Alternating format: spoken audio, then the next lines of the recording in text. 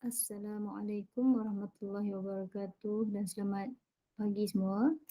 Okey, untuk kelas kita pada hari ini, saya akan sambung dengan topik perbincangan praktiskan diri 9.2.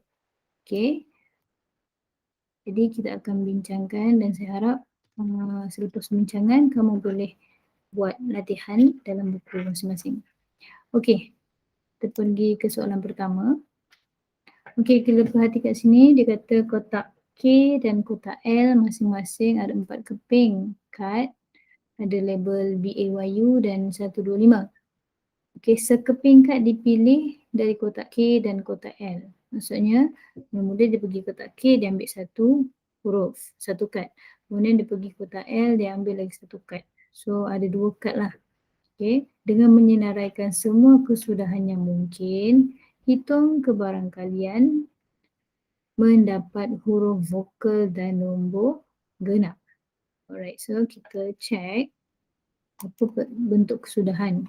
Okay, so bila kita sebenarnya boleh jadi boleh dapat B1, B2, B5, A1, A2, A5, Y1, Y2, Y5. Ini sampel. U1, U2, U5. Semua ini yang saya sebut ni adalah sampel. Okay, so tapi yang dia nak cari kebarangkalian untuk mendapat huruf vokal dan nombor genap. So di sini kalau huruf vokal dan nombor genap pasangan dia sama ada A2, vokal tu A, E, I, O, U sama ada A, kad pertama A dan kad kedua nombor genap 2 ataupun kad pertama U dan kad kedua nombor 2. So ini je kemungkinan yang dia nak lah. Okay, kesudahan. So ini kita senaraikan set yang dia minta. Okay, kemudian maksudnya ada 2 pasangan. Okay, keseluruhannya, sampel keseluruhan yang saya sebut B1, B2, B5 semua ni berapa pasangan? Ada 12 pasangan. So nak tahu berapa jumlahnya kita darab sahaja. Darab bilangan kotak dalam K ada 4. Darab dengan bilangan kad dalam kotak K ada 4, darab dengan bilangan kad dalam kotak L ada 3. So, semua sekali ada 12 pasangan. Jadi, yang dia nak 2 saja. Jadi, kebarangkalian. P ini adalah kebarangkalian. Kebarangkalian huruf vokal dan nombor genap adalah 2 daripada ataupun 2/12. So, kita mudahkan persamaan pecahan jadi ringkas 1/6. So jawapan adalah kalau pelajar tulis 2/12 pun dah betul dah. Okay. Alright, ni adalah soalan pertama. Okay, manakala soalan kedua. Dia kata kat sini sebiji dadu adil yang mempunyai 4 muka. Dadu dia rupa dia pelik sikit, tengok kat sebelah ni, bentuk macam piramid. So setiap side dia ada tulis 1, 2, 3, 4, ada 4 nombor je. Dadu itu dilambung 2 kali dan nombor yang berada di muka bawah dicatat. So dia balik, every time dadu tu jatuh, muka yang bawah tu tulis nombor apa. Okay, so dia minta kebarangkalian mendapat kedua-dua nombor ganjil. So antara 1, 2, 3, 4 ni yang ganjil cuma 1 dan 3 saja. Kalau 2, 4 ni nombor genap. 1, 3 nombor ganjil. So kita tengok dulu apakah. Okay, saya tuliskan kita buat ini sampel. Ini sampel. So mungkin bila kita baling 2 kali kita dapat 1-1. Mungkin bila kita baling 2 kali kita dapat 1-2. Okay, ini adalah yang sebelah kiri tu balingan pertama. Yang sebelah atas tu balingan kedua. Maksudnya nombor yang keluar yang kedua lah. Jadi kat sini maksudnya yang ini nombor pertama. Ini balingan pertama. Maknanya yang ini adalah balingan yang kedua dan seterusnya. Ini yang pertama, yang ini kedua. Okay, so mungkin keluar 1-1, mungkin keluar 1-2, 1-3, 1-4. Mungkin yang pertama keluar nombor 2, kemudian yang kedua keluar nombor 1. Okay, so kita senaraikan dalam bentuk jadual macam ni, senang sikit nak tunjuk. So ini adalah sampel keseluruhan. Tapi dia minta kedua-dua dalam semua sampel ni, hitung kebarangkaian mendapat kedua-dua nombor ganjil. Kesudahan yang dia minta kedua-dua nombor ganjil. So set dia ataupun senarai untuk kedua-dua nombor ganjil ialah 1, 1. Daripada sini tau kita ambil. Daripada dalam table ni, yang mana nombornya kedua-dua ganjil.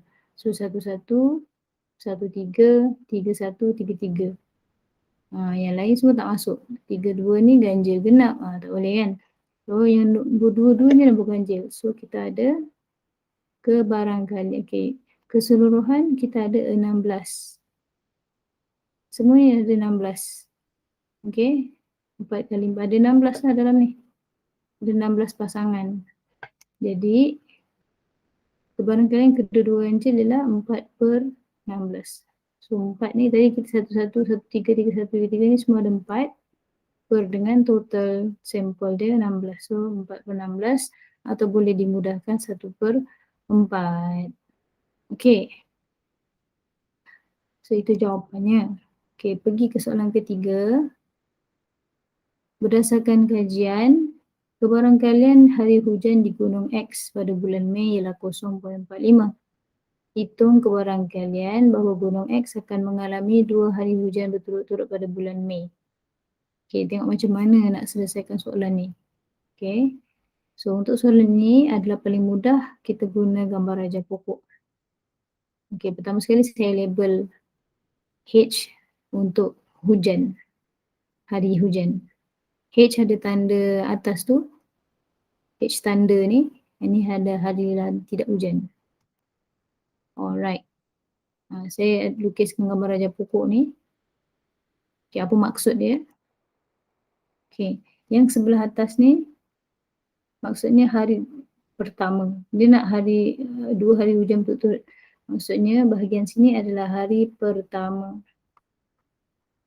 Hari pertama hujan. Kebarangkalian hujan adalah 0.5 yang atas, H untuk hujan. Kebarangkalian tidak hujan, macam dapat 0.55, 1 tolak dengan 0.45. Ni ialah 1 tolak 0.45. Baki dia lah adalah 0.55. Kebarangkalian tidak hujan. So, ini untuk hari pertama.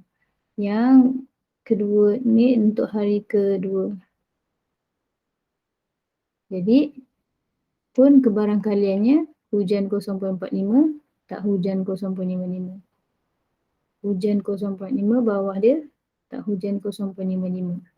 Maka hasil dia, kalau hari pertama hujan, HH maksudnya kedua-dua hari hujan. H dengan H tanda, hari pertama hujan, hari kedua tak hujan. Yang bawah ni hari pertama tak hujan, hari kedua hujan. Yang bawah sekali, dua-dua hari tak hujan.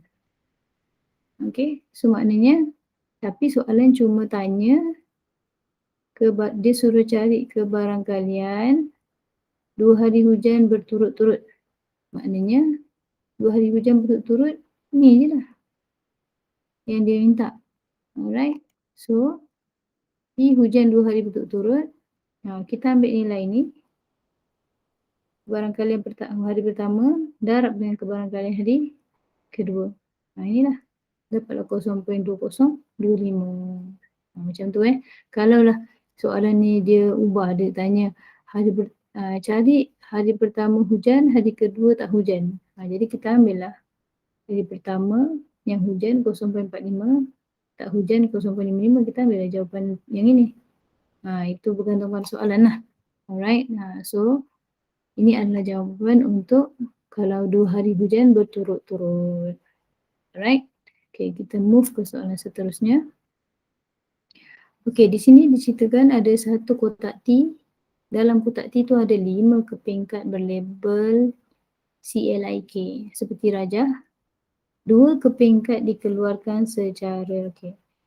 Kat sini dia kata 2 kepingkat dikeluarkan tanpa pemulangan. Maksudnya bila kita keluar, contohnya first time kita ambil kad tu kita dapat C. Lepas tu kita nak ambil second kad, tinggal lagi 4 kat dalam. Yang tinggal, jadi C tak mungkin dapat lagi lah. Betul tak? Okay, kalau ataupun kita keluar tu kita dah dapat L, so kad kedua tak mungkin kita dapat L lagi lah. Kan? So, sampel dia akan jadi begini. Kad pertama, kad kedua kita buat bentuk table macam tadi. Okay, cuma beza kat sini, kita tak mungkin dapat CC, kita tak mungkin dapat EE. So yang ada cuma CE, CL, C. So kad pertama dia yang sebelah kiri ni, kad pertama, kad kedua yang sebelah atas ni. Okay, kita dapatlah semua sekali sini ada 10, ada 20. Sampel lah, ini semua NS, ini semua sampel Untuk memahamkan ini adalah sampel. Okay, dia nak baru kita baca soalannya. Kebarangkalian kad pertama huruf konsonan dan kad kedua huruf vokal. Kita senaraikan dulu. Kesudahan untuk kad pertama huruf konsonan dan kad kedua huruf vokal. So pertama konsonan ni bukan A, E, I, O, U. Okay, so cuma C, L, K je bukan A, E, I, O, U. So kita tengok yang kad pertama start with C, L dan K lah. Jadi kemudian kata kad kedua huruf vokal. Huruf vokal E dengan I je. Jadi ini saja yang kita nak tengok. CE, CI, LE, LI, KE dan KI. Jadi kita senaraikan dekat sini. CE, CI, LE, LI, KE, KI. Okay, biasa menyeraikan set ni awak ada markah kalau soalan dekat kertas 2 Okay, so ada berapa semua ni? Ada 6. Jadi baru kita boleh kira kebarangkalian.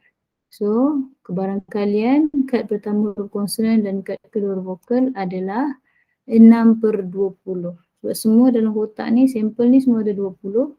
6/20 atau kita boleh ringkaskan jadi 3/10. Okay, kalau nak jawab 6/20 saja pun dah betul. Dah dapat markah penuh Alright, so ini adalah soalan yang keempat. Okay, untuk seterusnya, silap setting saya ni. Tak apalah, saya bincang ni lah. Okay, sebuah kotak ada 12 biji mentol. Dalam kotak mentol itu ada 2. Kita tengok soalannya Ada 12 biji mentol semuanya. Okay. Ada 2 biji mentol terbakar. Okay. Kemudian dia kata dalam banyak-banyak mentol ni ada 2 biji yang terbakar. Okay. 2 biji mentol dipilih. Okay, kita akan buat gambar rajah pokok. Alright. Okay. Sebelum kita buat gambar rajah pokok ni, kita declare dulu. M ni sebenarnya awak boleh letak apa-apa huruf sebenarnya So M untuk mentol yang terbakar, M tanda ni untuk mentol tak terbakar. Macam cerita hujan dengan tak hujan tadi lah. Okay. So kebarangkalian untuk mendapat M yang terbakar adalah 2/12. Sebab tadi semua mentol ni ada 12 1, 2, 3, 4, 5, 6, 7, 8, 9, 10, 11, 12. Jadi total semua ada 12. Yang terbakar ada 2. Jadi 2/12 yang terbakar.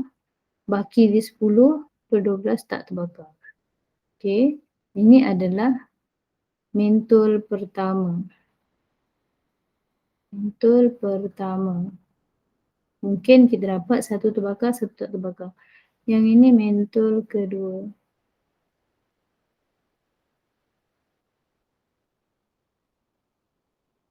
Kalau yang pertama kita dah dapat keluarkan satu mentol yang dah terbakar, kat dalam tinggal lagi satu je lah kan. Jadi daripada 12 kita dah tolak satu tinggal 11. Okay. So kita tengok jawapan dia. Alright. So jawapannya kat situ. Okay. Padam balik. Okay, jadi Kenapa 1/11? Sebab tadi yang pertama terbakar dah keluar, tinggal lagi 1. Kenapa 11? Sebab 1 mentol dah keluar daripada 12, dah kurang 1, tinggal 11. Okey, untuk dapat mentol yang tak terbakar, dekat dalam tu masih ada 10. Okey, jadi 10/11. Okey, untuk yang kat bawah ni, kalau yang mentol pertama tu keluar dah tak, yang mentol yang tak terbakar, maksud mentol terbakar masih ada dekat dalam kotak tu. Jadi 2/11. 11 sebab dah tolak 1. Kemudian kalau yang pertama tadi yang dah terbakar keluar 1, yang tak terbakar dah keluar 1, maknanya ada tinggal lagi 9 yang tak terbakar, yang elok lah. Jadi 9/11. Kalau awak perasan kat sini hasil tambahnya akan dapat total macam ni, hasil tambah 1 dengan 10 akan dapat total dekat bawah ni. Kalau macam ni 2 tambah 9 akan dapat 11. Sama macam kat depan ni, 2 tambah 10 ni akan jadi dapat total. Alright, tu kalau nak simak. Jadi hasilnya ini adalah mungkin akan dapat dua-dua mentol terbakar mungkin dapat pertama terbakar, yang kedua tak. Yang pertama ataupun pertama tak terbakar, yang kedua terbakar. Yang bawah ni dua-dua tak terbakar. Jadi tapi soalan dia minta apa? Kebarangkalian kedua-dua mentol terbakar. So pertama sekali kita senaraikan, mendapat kedua-dua mentol terbakar adalah Okey, kebarangkalian mendapat kedua-dua mentol terbakar, jadi kita ambil nilai yang pertama macam hujan tadilah. Kebarangkalian yang pertama ni sebab kan, darab dengan kebarangkalian yang kedua. 2/12 darab 1/11 dapatlah 1/66. So itu adalah jawapan untuk soalan yang kelima. Okey, setakat ini kalau tak jelas boleh ulang balik video ni untuk awak fahamkan pattern soalan dan macam mana cara untuk menjawab. Okey, yang penting awak kenal pasti pattern soalan ni. Okey, soalan yang terakhir. Soalan ke-6. Okey, ada jadual ahli persatuan sains dan mat. Okey, 2 orang nak dipilih ni. Cikgu nak pilih 2 orang secara rawak. Ahlinya ramailah. Semua ni ahli Semua ni ahli. Ada sesi pagi, ada sesi petang. Okey. Okey, yang penting sekarang kita kena tahu sampel itu dipilih daripada mana. Okey, 2 orang ahli dipilih. Yang pertama daripada ahli lelaki. Okey, so kita tengok penyelesaian pertama. Okey, yang A dia kata sampel dipilih daripada ahli lelaki je. 2 ahli dipilih secara rawak daripada ahli lelaki. Kalau daripada ahli lelaki, maknanya awak hanya tengok sekejap. Bila dia kata daripada ahli lelaki saja, tengok lelaki punya cerita je. Lelaki punya ahli je. Jadi maksudnya sampel dia adalah 124 campur dengan 96. Penting untuk kita kenal pasti sampel dia sebab kita nak tahu per berapa. Okey, jadi barangkali murid pertama sesi pagi dan murid kedua sesi pagi. Maksudnya lelaki sesi pagi, dia kata hitung kebarang kedua-dua ahli dipilihlah murid sesi pagi. Maknanya bila kita tengok daripada lelaki je, maknanya mestilah budak lelaki belah pagi kan.